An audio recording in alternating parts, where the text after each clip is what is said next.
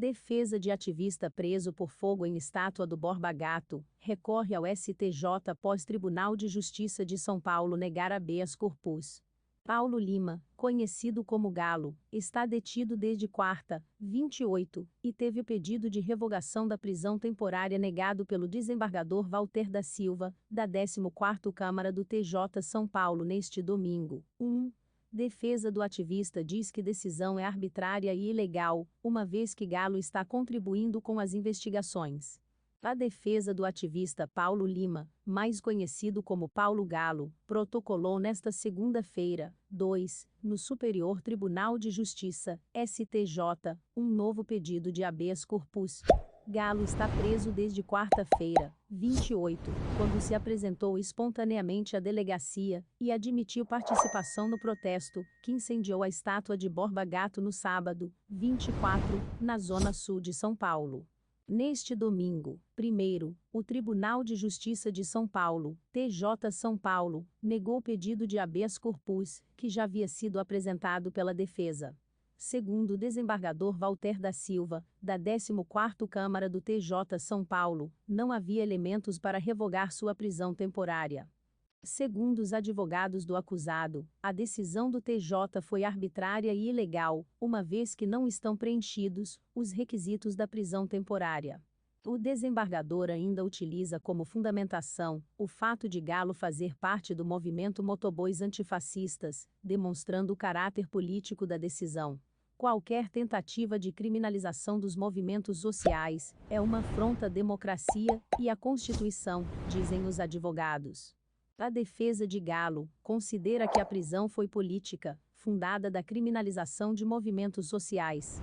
No pedido de habeas corpus enviado ao STJ, os advogados destacam que o ativista não possui antecedentes criminais, não praticou ações violentas e colaborou com as investigações. Conforme relatou em interrogatório, o escopo da ação seria abrir um debate público sobre homenagens a figuras históricas relacionadas ao genocídio e ao estupro de povos indígenas e pessoas negras escravizadas, em um contexto de livre manifestação de pensamento democrático, assim como vem acontecendo em outros países, diz o texto. Na sexta-feira, 30, a juíza de primeira instância Gabriela Marques da Silva Bertoli havia prorrogado a prisão temporária de Galo por mais 5 dias, atendendo o pedido do delegado do 11º Distrito Policial de Santo Amaro, que investiga o ataque à estátua. A juíza argumentou na decisão que o depoimento de Paulo Lima à polícia apresentou inconsistências e que ele tem posição de liderança no grupo que realizou o incêndio. Lima admitiu participação no ato de sábado, 24, e disse que a intenção era abrir o debate sobre a homenagem a Borba Gato. O grupo que ele faz parte assume a autoria do incêndio e defende que a estátua homenageia um traficante de escravos. No mesmo pedido, o delegado se manifestou a favor da liberdade de Jessica Barbosa, companheira de Paulo Galo, que foi presa por suposto envolvimento no protesto. Ela deixou a prisão no final da tarde de sexta, 30, após decisão judicial e não foi indiciada. O casal foi preso na quarta-feira, 28, depois de se apresentar espontaneamente à delegacia e, em depoimento, Jessica disse à polícia que estava em casa cuidando da filha e do irmão no momento da manifestação. No domingo, 25, a Justiça já havia concedido liberdade provisória para outro homem suspeito de envolvimento no incêndio.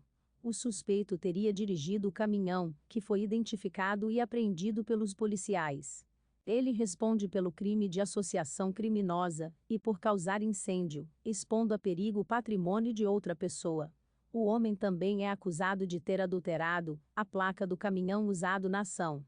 Para André Lozano Andrade, advogado que representa Paulo Galo, a manutenção da prisão é arbitrária. Tem um elemento político por trás. Essa prisão é absolutamente arbitrária e juridicamente não se sustenta. Em momento nenhum ele fugiu, se escondeu ou tentou atrapalhar as investigações. Pelo contrário, está colaborando. Se apresentou espontaneamente, autorizou a entrada da polícia em sua casa, e nada de ilegal foi encontrado, afirmou o advogado ao G1. No interrogatório à polícia, Paulo Galo disse que não tinha intenção de realizar novos atos em monumentos, uma vez que considerava que sua meta de abrir o debate sobre a figura dos bandeirantes fora alcançada. Para aqueles que dizem que a gente precisa ir por meios democráticos, o objetivo do ato foi abrir o debate. Agora, as pessoas decidem se elas querem uma estátua de 13 metros de altura de um genocida e abusador de mulheres, chegou a escrever em uma rede social. A vereadora de São Paulo, Luana Alves, PSOL, propôs a substituição da estátua do bandeirante Borba Gato por uma de Teresa de Benguela, líder quilombola do século XVIII. Neste sábado, 31, um grupo de lideranças conservadoras do Partido Trabalhista Brasileiro, PTB, fez a limpeza simbólica do monumento do Borba Gato. Nas redes sociais, o Grupo Juventude Trabalhista Cristã Conservadora, JTCC, afirmou que espera que a polícia encontre o resto da quadrilha que queimou a estátua e dê esse caso como exemplo. O Brasil tem lei, e não vamos aceitar que esses bandidos façam a população de refém das suas atitudes em nome de uma ideologia que matou e acabou com a liberdade em diversos lugares do mundo, afirmou a publicação do grupo.